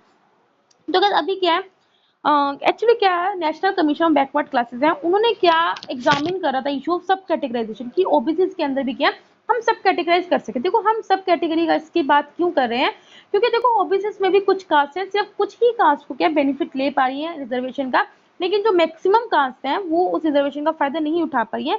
इसलिए यूनियन कैबिनेट ने अभी क्या कर दिया है कि कमीशन को थोड़ा और टाइम दे दिया गया, उनका जो टर्म एक्सटेंड कर दिया गया कि आप ठीक है, आप अच्छे से एग्जामिन करो issue of sub categorisation of other backward classes. देखो ओबीसी होते क्या है, देखो ओबीसी कलेक्टिव टर्म है जो गवर्नमेंट के द्वारा यूज किया जाता है to classify caste which are educationally और सोशली डिसएड, वो कास्ट जो एजुकेशनली और सोशली दोनों तरफ से डिसएडवांटेज है, बैकवर्ड है। ठीक है, ओबीसी में क्या हेट्रोजीनियस ग्रुप्स हैं, काफी डिफरेंट जातिज हैं, डिफरेंट सबकास्ट हैं, जो जिनका जो इकोनॉमिक स्टेटस और जो सोशल स्टेटस है वो क्या है, काफी लो है। इसमें क्या है ओबीसी में, देखो अगर आप नॉर्थ इंडिया और साउथ इंडिया में देखोगे तो इसमें काफी रिच पीपल भी हैं, जैसे लैंड ओनिंग कम्युनिटीज भी हैं, और साथ में कुछ ऐसे लोग भी हैं जो पुअर सेक्शन ऑफ सोसाइटी से बिलोंग करते हैं। ठीक है, अब ये न्यूज में इसलिए था क्योंकि यूनियन गवर्नमेंट ने भी क्या 4 मेंबर की कमीशन को बैठाया हुआ है, जिसको हेड किया गया जस्टिस जी रोहिणी 2017 में, किसके अंडर आर्टिकल 340 के अंदर, ताकि हम क्या कर सके ओबीसी के अंदर जो बेनिफिट्स लोगों को रिजर्वेशन दे मिलते हैं, जो उनके जो बेनिफिट्स हैं उनको इक्वल वे में डिस्ट्रीब्यूट कर सके। ये नहीं कि जो सिर्फ जो अपर स्टेटा है वही इसके बेनिफिट्स ले सके, नहीं, हमें क्या करना है ताकि हर एक जो बंदा है उसके इक्वल बेनिफिट्स को ले सके। आर्टिकल 340 है जो इंडियन कॉन्स्टिट्यूशन का, उसके अंदर क्या है, आप क्या कर सकते हो, जो अपॉइंटमेंट कर सकते हो कमीशन का to investigate the conditions of backward classes. ठीक है, NCBC that is national commission of backward commission under article 340, इसके अंदर इसका काम क्या है, to investigate the condition of backward classes. देखो इसका कमीशन का काम क्या है, ये क्या करता है ताकि बेनिफिट्स जो रिजर्वेशन है उसको इक्विटेबल वे में क्या कर सके, एक्सटेंड कर सकते हैं। आपको पता है 27% रिजर्वेशन प्रोवाइड की गई है किसको, ओबीसीज को, both in jobs and the education with reference to the central OBC list. हमें क्या करना है, work out the mechanism, criteria, norms and parameters in a scientific approach for sub categorisation of OBC. ठीक है, जरा हम background देख लेते हैं कम कैसे ओबीसी का एग्जिस्टेंस आई। देखो सबसे पहले जो आया था उसमें मंडल कमीशन। तो वैसे गाइस सबसे पहले पूछ लेते हैं कि कौन सा कमीशन था इसको रिलेटेड। तो वैसे सबसे पहला जो कमीशन था वो काका कालेकर कमीशन था, लेकिन जो इनको रिप्रेजेंटेटिव मिला, जो इनको रिजर्वेशन मिली वो मंडल कमीशन से मिली। ठीक है, तो हम सबसे ज्यादा मंडल कमीशन ही पढ़ते हैं। देखो 1990 में क्या हुआ था, यूनियन गवर्नमेंट ने अनाउंस किया था कि ओबीसी को 27% रिजर्वेशन मिलेगी जॉब्स में, सेंट्रल गवर्नमेंट सर्विसेज में, साथ में पब्लिक सेक्टर यूनिट्स में अंडर आर्टिकल 16 क्लोज 4। तो ये याद रखना, सबसे पहले सिर्फ जॉब्स में मिली थी, एजुकेशन में नहीं मिली थी। फिर डिसीजन लिया गया था किसके, मंडल कमीशन रिपोर्ट 1980 में, जो 1979 में सेटअप की गई थी, चेयर की गई थी बीपी मंडल के द्वारा। अब मंडल कमीशन ने आइडेंटिफाई करी थी सोशली और एजुकेशनली बैकवर्ड क्लासेस, ताकि हम क्या कर सके, जो कास्ट डिस्क्रिमिनेशन है उसको एड्रेस कर सके।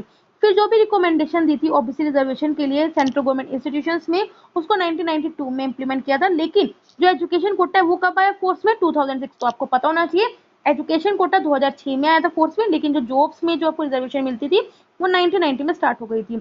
अब क्या चाहते हैं, टू एंश्योर कि मंडल कमीशन के अकॉर्डिंग जो इस रिकमेंडेशन का बेनिफिट सबको मिले, तो मोस्ट बैकवर्ड कम्युनिटीज के अंदर क्रीमी लेयर का क्राइटेरिया को सुप्रीम कोर्ट में इन्वोक कर दिया गया था इन रूलिंग इंदिरा सानी केस में। देखो फिर उसके बाद क्या गया था, creamy layer non creamy layer का कंसेप्ट लेके आया था, जिसके अंदर क्या है, किसी भी हाउस होल्ड की इनकम 8 लाख या उससे ज्यादा है तो उसे क्रीमी लेयर की कैटेगरी में आया जाएगा और वो रिजर्वेशन का फायदा नहीं उठा पाएगी। देखो अब सब कैटेगराइजेशन का आइडिया क्यों लेके आ रहे हैं, देखो जो पहला बैकवर्ड क्लास कमीशन की रिपोर्ट है वो 1955 में आई थी, जिसने प्रपोज किया था कि ओबीसी के अंदर भी क्या है, सब कैटेगरीज ऐड करनी चाहिए। इसके अंदर 2 सब कैटेगरीज होनी चाहिए, एक तो बैकवर्ड होनी चाहिए, एक्सट्रीमली बैकवर्ड होनी चाहिए। ठीक है, फिर मंडल कमीशन रिपोर्ट है 1979 में, इन्होंने बोला, इसमें एक मेंबर थे एल नारिक, उन्होंने भी बोला कि सब कैटेगरीज को जल्दी से जल्दी आना चाहिए। इसमें हम 2 तरह करेंगे, इंटरमीडिएट और डिप्रेस बैकवर्ड क्लासेस करेंगे।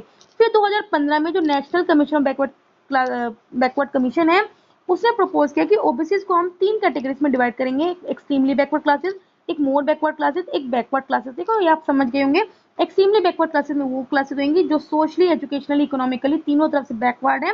कंसिस्ट ऑफ, इसमें मतलब कि ट्राइब्स भी हैं, nomadic and semi nomadic tribes भी हैं, लाइक बंजारे होते हैं। मोर बैकवर्ड क्लासेस में मेनली वोकेशनल ग्रुप्स हो गए हैं। ठीक है, बैकवर्ड क्लासेस में कुछ ग्रुप्स ऐसे हैं जो फॉरवर्ड है as compare to this more backward classes and extremely backward classes. तो as per national commission of backward commission 11 state that is Andhra Pradesh, Telangana, Puducherry, Karnataka, Haryana, Jharkhand, West Bengal, Bihar, Maharashtra, Rajasthan, Tamil Nadu, इसमें क्या किया, ओबीसी रिजर्वेशन के लिए भी क्या है, सब कैटेगरी को ऐड कर देगा स्टेट गवर्नमेंट ओन इंस्टीट्यूशन में। ठीक है, तो गाइस ये आपको पता होना चाहिए। इन स्टेट्स में, देखिए इन स्टेट्स के नाम तो नहीं जरूरी है, लेकिन क्या है, इस जो national commission of backward commission की रिपोर्ट पे क्या रिकमेंडेशन भी किया, 11 स्टेट्स ने क्या किया, अपने स्टेट्स में क्या किया, ओबीसी के अंदर भी सब कैटेगरी ऐड कर दी गई। देखो अब यही बात आ गई कि हमें जरूरत क्यों है, why there is a need of sub categorisation. देखो सबसे पहले ये है कि ताकि जो बेनिफिट्स है रिजर्वेशन का वो अभी सिर्फ लिमिटेड सेक्शन को मिलता है। देखो जो रोहिणी कमीशन है उसने हाईलाइट किया कि जो सेंट्रल लिस्ट ओबीसीज की उसमें 263 कास्ट है टोटल, जिसमें से ओनली जो 1900 कास्ट है जिनको बेनिफिट मिलता ही नहीं है। मतलब कि 2600 कास्ट में से 1900 कास्ट तो ऐसी है जिनको बेनिफिट मिल ही ना। इसमें से भी उन्होंने बोला जो 1900 कास्ट में से भी आधी कास्ट ऐसी है, नियर अबाउट 1000 कास्ट ऐसी हैं जिन्होंने आज तक रिजर्वेशन का बेनिफिट उठाया ही नहीं है, जबकि अदर हाफ ऐसी हैं जिन्होंने अगर फायदा उठाया तो सिर्फ 3% शेयर से भी कम उठाया। ठीक है, फिर कमीशन ने हाईलाइट किया कि जो ओबीसी रिजर्वेशन में 25% बेनिफिट सिर्फ 10 कास्ट ही उठा रही हैं। ठीक है, ओनली 10 सब कास्ट ही ऐसी हैं जो सबसे ज्यादा फायदा ओबीसी रिजर्वेशन का उठा रही हैं। फिर कमेटी ने ये बोला कि कम्युनिटीज कुछ कम्युनिटीज ऐसे भी हैं जिनको रिजर्वेशन का बिल्कुल भी बेनिफिट नहीं मिल रहा, जैसे कलाई गर्ल्स कम्युनिटी वो होती हैं जो टिन्स को पॉलिश करती हैं। इसके अलावा स्किली गर्ल्स और सरानारीज कुछ कम्युनिटीज हैं जो क्या करती हैं, नाइफ्स को शार्प करती हैं, चाकू होते हैं ना उनको तीखा करने का काम करती हैं। इसके अलावा कुछ और ऐसे मार्जिनल ग्रुप हैं जिनको बिल्कुल भी फायदा नहीं हो रहा रिजर्वेशन का। ठीक है, तो गाइस अब आपको समझ में आ रहा होगा कि हमें रिजर्वेशन का सब कैटेगराइजेशन क्यों जरूरी है, क्योंकि अभी हमने डाटा पढ़ लिया, ये डाटा बहुत इंपॉर्टेंट होगा कि 2600 कास्ट में से 1900 कास्ट ने क्या है उनको फायदा ही नहीं मिलता, और ओनली 25% जो कोटा का बेनिफिट है वो कौन ले रहा है, ओनली 10 सब कास्ट ले रही है। तो ये सब आप ऐड कर सकते हो। बेनिफिट्स अभी भी क्या है उन्हीं के द्वारा लिए जा रहे हैं जो इकोनॉमिकली स्ट्रॉन्गर सब सेक्शन है वही इनका बेनिफिट ले पा रही है। इसलिए रिसर्च बोल रही है कि मंडल जो कमीशन की जो रिकमेंडेशन है उन्होंने क्या किया, जो ऑलरेडी इकोनॉमिकली बेटर पर्सन थे उन्हीं को हेल्प किया है then the most backward caste. अब रिकमेंडेशन क्या किया इस रिकॉर्ड में, देखो इन्होंने बोला है कि हमें क्या करना चाहिए, जो 27% ओबीसी कोटा दिया है उसमें से भी हमने क्या करना चाहिए, उसमें जो 1900 कास्ट है जो बेनिफिट नहीं ले पा रही है उनके लिए अलग से 8 to 10% कोटा रिजर्व करना चाहिए। ठीक है, इन 1900 कास्ट को हम क्या करेंगे 2 to 3% टोटल सीट्स हम प्रोवाइड करेंगे, जिससे क्या और ग्रुप्स पे इफेक्ट नहीं पड़ेगा, उनकी रिजर्वेशन में कोई इफेक्ट नहीं पड़ेगा। ठीक है, ताकि हम क्या कर सकते हैं, देखो हमारा मेन मकसद ये है जिनको बेनिफिट नहीं मिल रहा उनको हम बेनिफिट दे सके तो उनको भी अपॉर्चुनिटी मिलेगी। आगे बढ़ते हैं हम सब कैटेगरीज। देखो हम किस पे बेस्ड होएगा, सब कैटेगरीज बेस्ड होगा on relative benefits among the OBC. हम देखो हम सोशल बैकवर्डनेस पे बेसिस नहीं होगा, it based on the relative benefit among the OBC. ठीक है, ताकि हम क्या कर सके जो डिप्राइव्ड सेक्शंस हैं उनको बेनिफिट्स प्रोवाइड कर सके और कोटा का जो फेयर शेयर उन्हें प्रोवाइड कर सके। अब इम्प्लीमेंट तो कर दिया, इसमें क्या क्या चैलेंजेस देखने को मिल सकते हैं। देखो सबसे पहले क्या है पॉलिटिकल सेंसिटिविटी। देखो जिनको ऑलरेडी भी कोटा मिल रहा है वो क्या कर सकते हैं, एजुटेशन कर सकते हैं, स्ट्राइक्स कर सकते हैं, ठीक है, ये राइट्स कर सकते हैं। ठीक है, तो ये कर सकते हैं। अब ओबीसी रिजर्वेशन की वजह से क्या हो सकता है, पॉलिटिकल टर्मोइल से डिस्टर्बेंस आ सकता है। अभी आपको पता है बिहार के असेंबली इलेक्शंस आ रहे हैं तो उस पर भी इफेक्ट पड़ सकता है। तीसरी बात ये है कि देखो ये जो भी एस्टिमेशन किया है ये सब जो इन्होंने एस्टिमेशन किया है 1931 सेंसस की पॉपुलेशन फिगर्स पे किया है, ना कि जो 2011 का सोशियो इकोनॉमिक कास्ट सेंसस है उसके बेसिस पे नहीं किया। देखो मंडल कमीशन की रिपोर्ट जब से इम्प्लीमेंटेशन हुई है उसके बाद से ऑलरेडी ओबीसीज के अंदर 500 न्यू कास्ट ऐड हो चुकी है। इसका मतलब अब हमने तो 1931 के सेंसस पे डाटा बनाया, तो इसका मतलब तो यही है कि हमने जो 500 कास्ट हैं इन्हें तो हमने इसमें ऐड ही नहीं किया है। इसके अलावा इन्होंने बताया जो 1931 का सेंसस था उसमें प्रिंसली स्टेट्स की पॉपुलेशन को तो ऐड किया ही नहीं था, और अब तो आपको पता है प्रिंसली स्टेट इंडिया का पार्ट है। तो इसका मतलब ये है कि अभी जो हमने जो डाटा लेके आए हैं उसमें हमने उन स्टेट्स की पॉपुलेशन को तो काउंट ही नहीं किया है। इसके अलावा इन्होंने बोला है कि there is a lack of information availability on social and educational status. ठीक है, तो ये देखने को मिला है। इसके बाद इन्होंने बोला है कि बहुत नंबर ऑफ कास्ट ऐसी हैं, अगर हम देखा जाए according to the national commission of backward commission 2514 OBC caste है कंट्री में, और scientific sub categorisation by analysing each caste could be challenging. ठीक है, मतलब देखो हमारे इंडिया में ऑलरेडी ओबीसी के अंदर इतनी ज्यादा कास्ट है उनको सब कैटेगरी करना ये बहुत कॉम्प्लेक्स प्रोसेस होगी, तो ये अपने में भी एक चैलेंज है। दूसरी बात क्या है, स्टेट टू स्टेट डिफर करती है, मतलब कि किसी स्टेट में क्या किसी कास्ट का स्टेटस अच्छा है, किसी किसी स्टेट में क्या है वो स्टेट का जो स्टेट उस कास्ट का जो स्टेटस है वो पूरा है। तो इसमें क्या है डाटा को कलेक्ट करना बहुत बड़ी कॉम्प्लेक्स प्रोसेस है, ठीक है। इन्होंने बोला अब हम क्या कर सकते हैं इसके अलावा ताकि हम बेनिफिट्स को इक्वली शेयर कर सकें।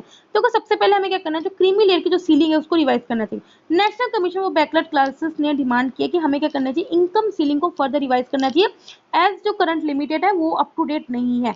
इसके बाद बोले हमें क्या करना चाहिए, जो national commission of backward classes उसको स्ट्रेंथन करना चाहिए, उसकी पावर्स और उसकी डोमेन है उसे हमें एक्सपेंड करना चाहिए by providing the constitutional status, उसे कॉन्स्टिट्यूशनल स्टेटस प्रोवाइड करना चाहिए, ठीक है। अब जरा हम national commission for backward classes देख लेते हैं। तो गाइस ये जो पूरा पार्ट है आपका पॉलिटी का जो एक चैप्टर है ना national commission of backward classes, वो इसमें आपको पूरा समराइज हो जाएगा, ठीक है। तो ये थोड़ा अच्छे से पढ़ना। अब देखो सबसे पहले जब स्टार्ट हुआ था ना तो सिर्फ अंडर आर्टिकल 338, सबसे पहले सिर्फ अंडर आर्टिकल 338 ही था, जब national commission of schedule states था जो क्या करता था, ओबीसी के लोगों को के ग्रीवेंसेस को एड्रेस करता था।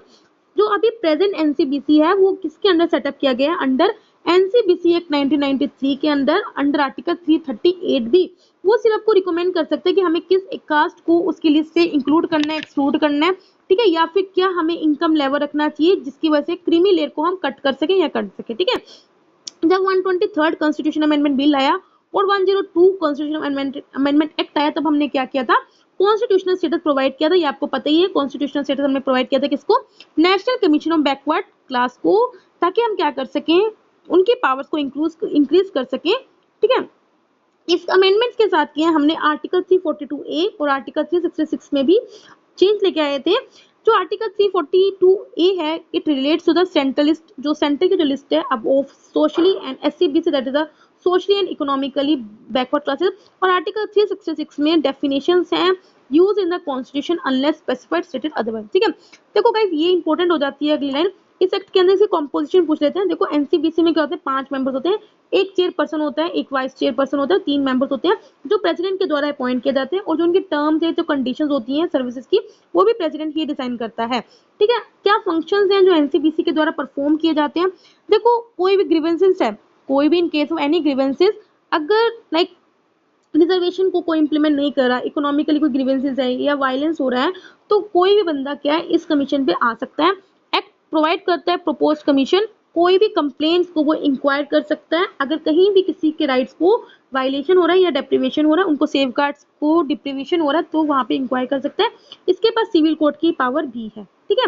तो इसके पास पावर है, वो किसी को भी समन कर सकता है, किसी को बुला सकता है, या कोई भी डॉक्यूमेंट्स इसे चाहिए तो वो बोल सकता है कि मुझे डॉक्यूमेंट चाहिए एंड रिसीव एविडेंस और एफिडेविट, ठीक है। तो ये आपको पता होना चाहिए, ये काफी इंपॉर्टेंट हो गया last part.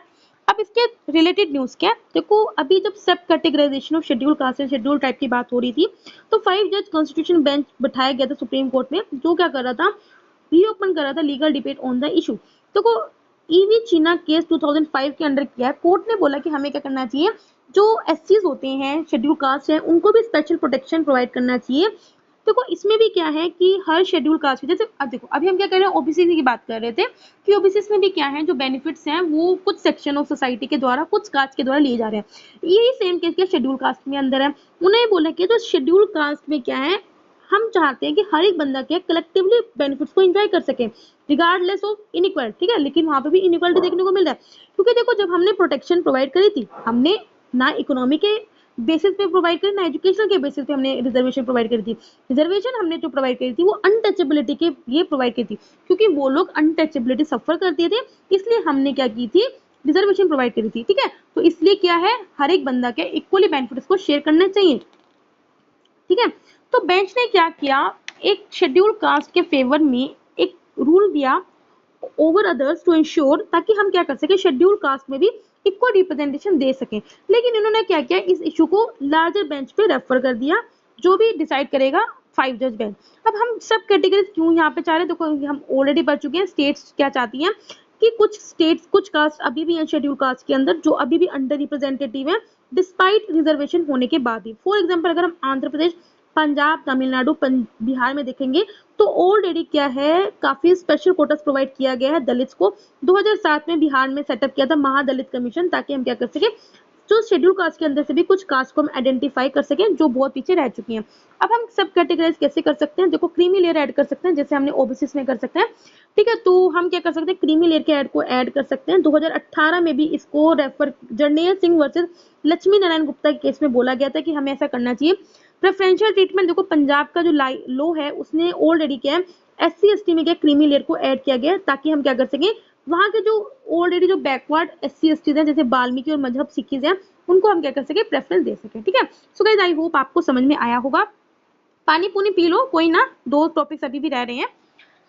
Demand for 6 schedule status, तो मैंने आपको अभी पढ़ाया ही था ये। देखो अरुणाचल प्रदेश डिमांड कर रही है कि उसने, देखो अरुणाचल प्रदेश ने भी रिजोल्यूशन पास किया है ताकि उसकी स्टेट को 6 शेड्यूल का स्टेटस मिल सके। तो गाइस ILP हम पढ़ लेते हैं। ILP क्या होता है, तो हमने काफी पहले पढ़ रखी है। ILP एक डॉक्यूमेंट होता है। अगर आपको नॉर्थ ईस्ट स्टेट्स में, देखो नॉर्थ ईस्ट की 4 स्टेट्स में अभी है, कहाँ पे, अरुणाचल प्रदेश, नागालैंड, मिजोरम, मणिपुर में 2019 में ही ऐड हुआ था।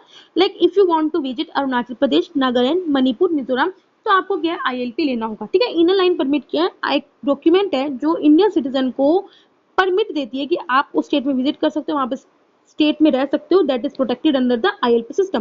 देखो ये ब्रिटिश इंडिया का रेगुलेशन है which comes under Bengal eastern frontier regulation act 1873। तो ये इंडिया का अपना नहीं है, जब ब्रिटिश रूल था तब भी क्या है ILP इशू था।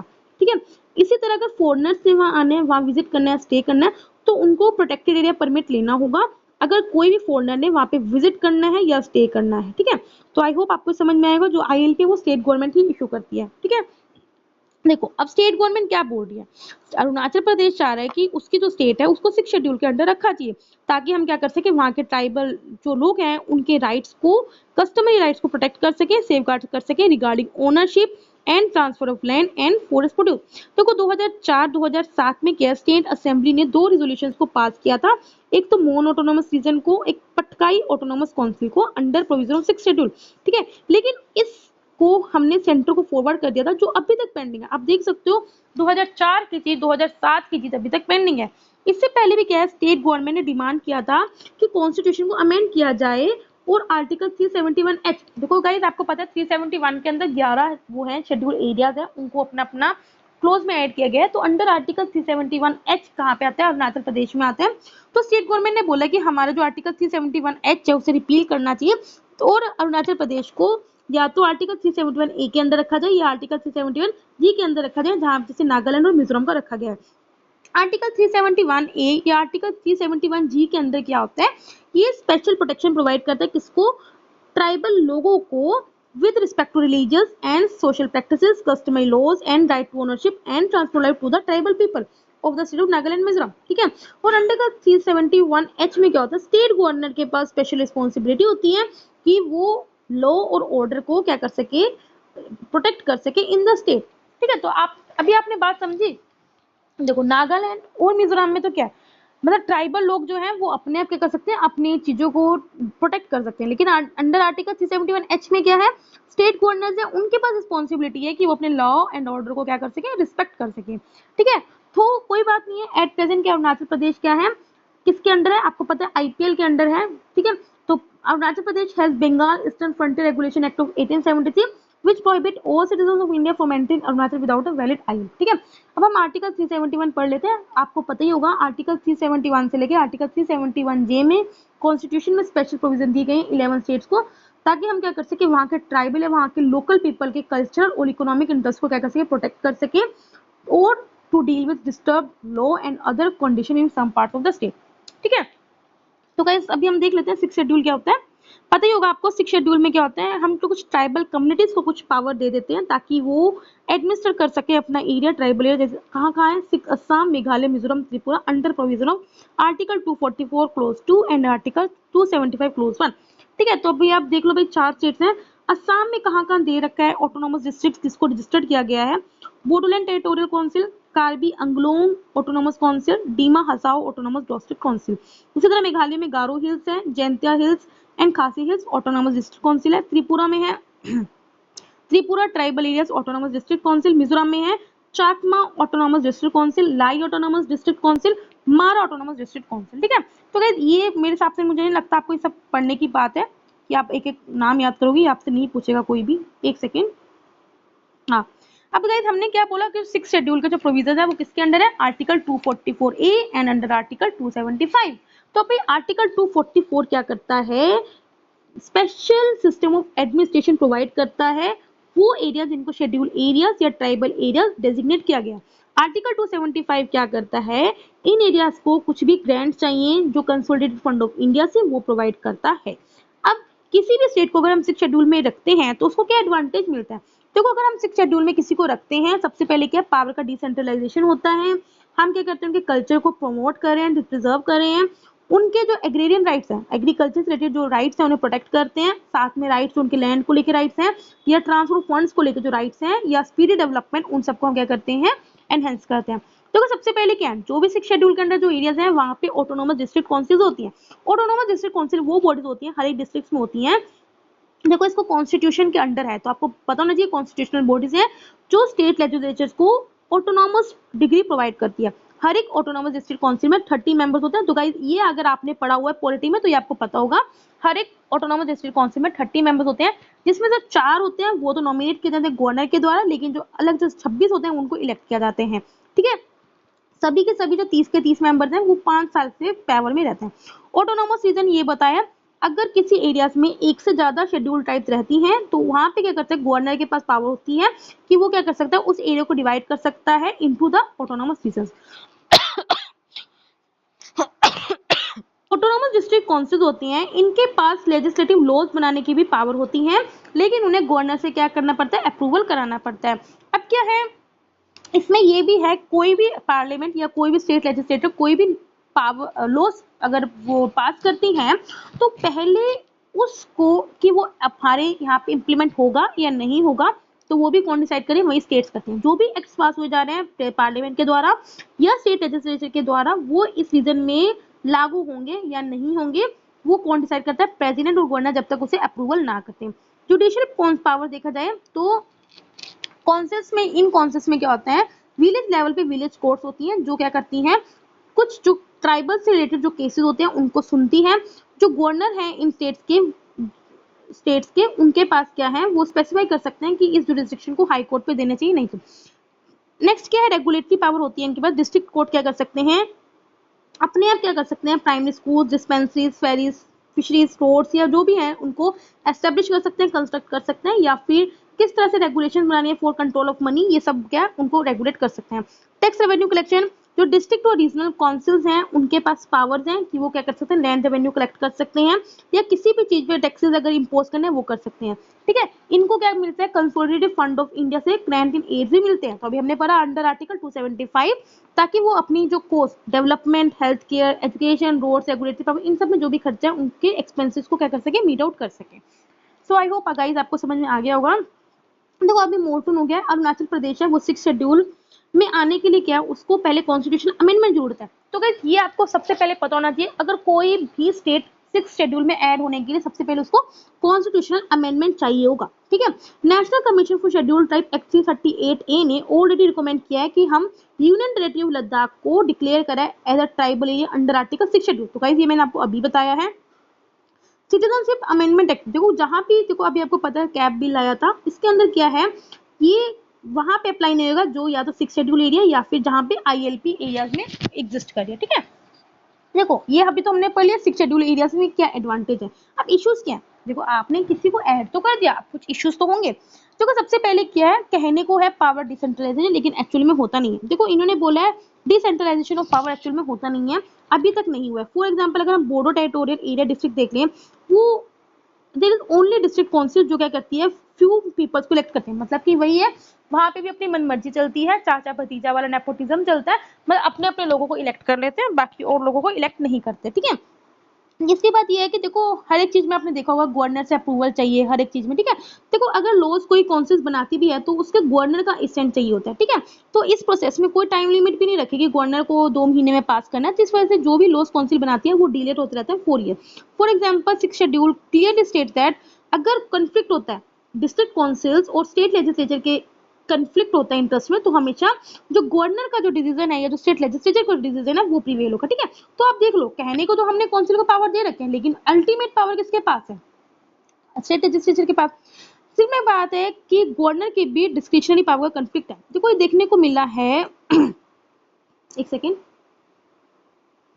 Conflict in discretionary power of governor. देखो हमेशा क्या है, व्यूज डिफर होते हैं स्टेट लेजिस्लेचर्स के या फिर गवर्नर के। ठीक है, तो हमेशा क्या है, इस चीज में कंफ्लिक्ट होती रहती है। दूसरी बात क्या है, lack of codification of customary law, जो भी कस्टमरी लॉज है उनको कोडिफाई करना होगा, ब्रॉट इनटू द प्रैक्टिकल, मतलब कि आप किसी भी यूज को प्रैक्टिकल लाने के अंदर सबसे पहले आपको कोडिफाई करना होगा ताकि हम उस ट्राइबल कल्चरल आइडेंटिटी को क्या कर सके, प्रोटेक्ट कर सकें। इसके अलावा क्या है, हर एक काउंसिल के पास क्या है, प्लानिंग प्रोफेशनल्स नहीं है, मतलब कि लैक ऑफ स्किल प्रोफेशनल्स है, जिस वजह से क्या कोई भी डेवलपमेंट प्रोजेक्ट है वो बिना टेक्निकल और फाइनेंशियल कंसिडरेशन के वजह मतलब कि वो नहीं हो सकता, सक्सेसफुल नहीं हो सकता।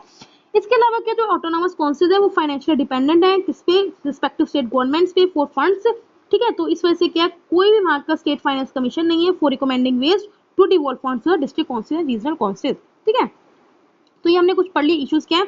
इसके अलावा क्या वहाँ पे लैक ऑफ डेवलपमेंट है, ऑल्दो चाहे 6 शेड्यूल एरिया को हमने बेनिफिट ऑफ पीपल के लिए रखा था ताकि हम वहाँ पे फोर्स डेवलप कर सकें, लेकिन वहाँ पे कोई पंचायत नहीं है, परिषद नहीं है, परिषद लेवल पे नहीं है, ठीक है। They have no power and money which non schedule. देखो नो डाउट 6 शेड्यूल्ड एरियाज में हमने देख लिया क्या एडवांटेजेस हैं, लेकिन देखो हम डिसएडवांटेज अब देख रहे हैं ना, वहाँ पे कोई पंचायत होती है ना कोई परिषद होते हैं, तो उनके पास जो पावर और मनी है वो उसकी पावर नहीं होती जो नॉन 6 जो अदर एरियाज के पास होती है।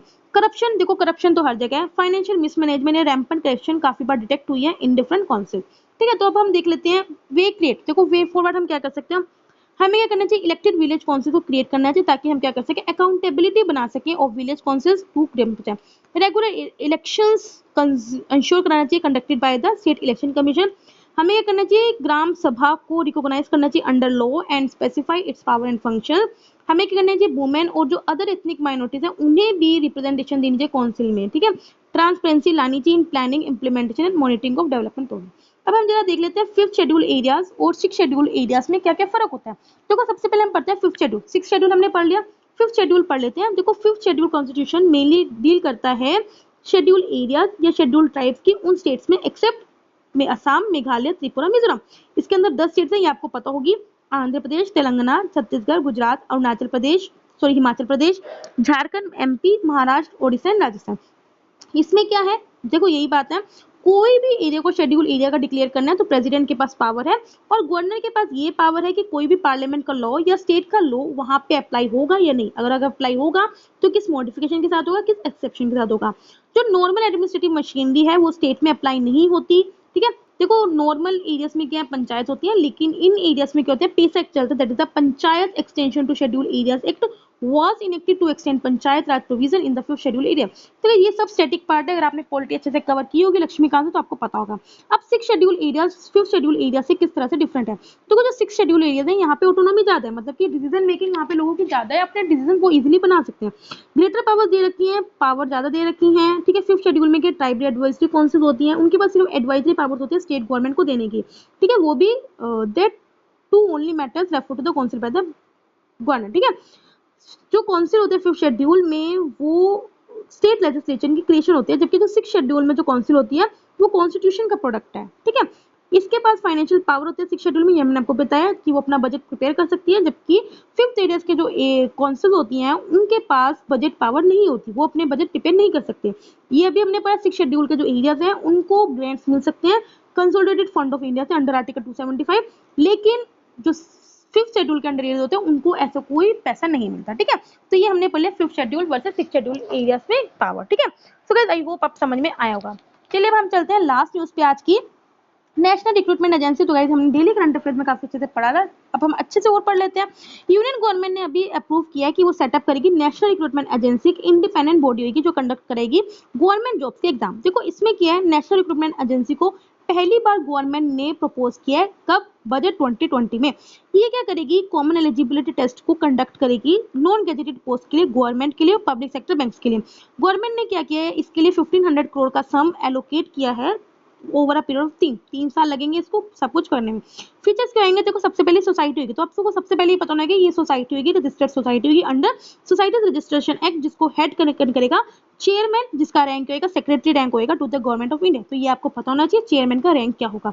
इसमें रिप्रेजेंटेटिव्स होंगे मिनिस्ट्री ऑफ रेलवे से, मिनिस्ट्री ऑफ फाइनेंस से, एसएससी से, रेलवे रिक्रूटमेंट बोर्ड से, institute of banking personal selection से। जो इसका एग्जाम होगा वो 1 साल में 2 बार होगा। इसके अंदर क्या है, डिफरेंट लेवल्स के एग्जाम होंगे, मतलब कि जो 10th पास होंगे उनके लिए अलग एग्जाम होगा, 12th पास के लिए अलग होगा, ग्रेजुएट लेवल का एग्जाम अलग होगा, ठीक है। ये क्या होगा, 3 एजेंसीज हैं इसकी। देखो इनिशियली क्या है, जो कंडक्ट कराएगा, जो टेस्ट कंडक्ट कराएगा वो 3 एजेंसीज कराएगा, जैसे बैंक के, आरआरबीज के और एसएससी के कराएगा, लेकिन इसके बाद क्या है, हम सभी जो फर्दर जो रिक्रूटमेंट्स होंगे उन सब तक इसको एक्सटेंड कर देंगे। जो एग्जामिनेशन होगा वो 12 लैंग्वेजेस में कंडक्ट किया जाएगा, ठीक है। तो ये आपको पता होना चाहिए।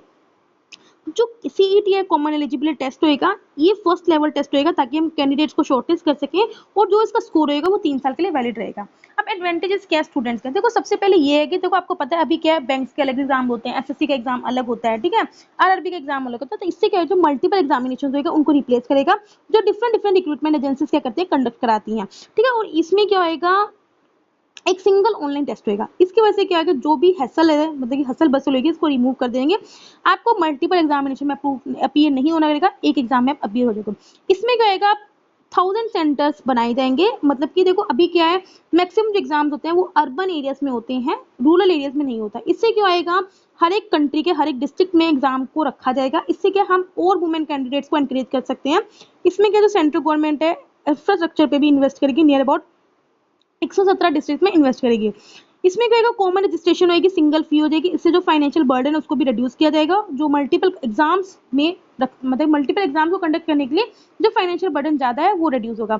इसके अलावा क्या अवेयरनेस फैसिलिटीज को हम प्लान कर सकते हैं ताकि हम कैंडिडेट्स को असिस्ट कर सकें either in rural areas and the far flung area.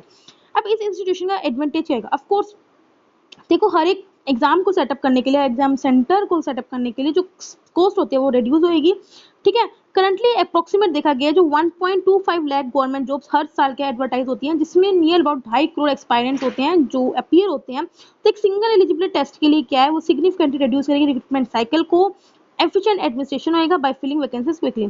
इसके साथ क्या है, जो नेशनल रिक्रूटमेंट एजेंसी है ट्रांसपेरेंसी लेके आएगी एंड एफिशिएंसी लेके जाएगी bye conducting single exam and taking one time fee from candidate, ठीक है। सो गाइस आपको पता है किस तरह से क्या, जैसे एसएससी के एग्जाम में 3-3 साल तक रिजल्ट आते रहता है, तो ये सब की जो चीज है एफिशिएंसी है वो ज्यादा बढ़ी, ठीक है। सो गाइस अगर आपको पसंद है तो लाइक करना, डाउट हो तो कमेंट करना, तब तक के लिए बाय बाय, टाटा।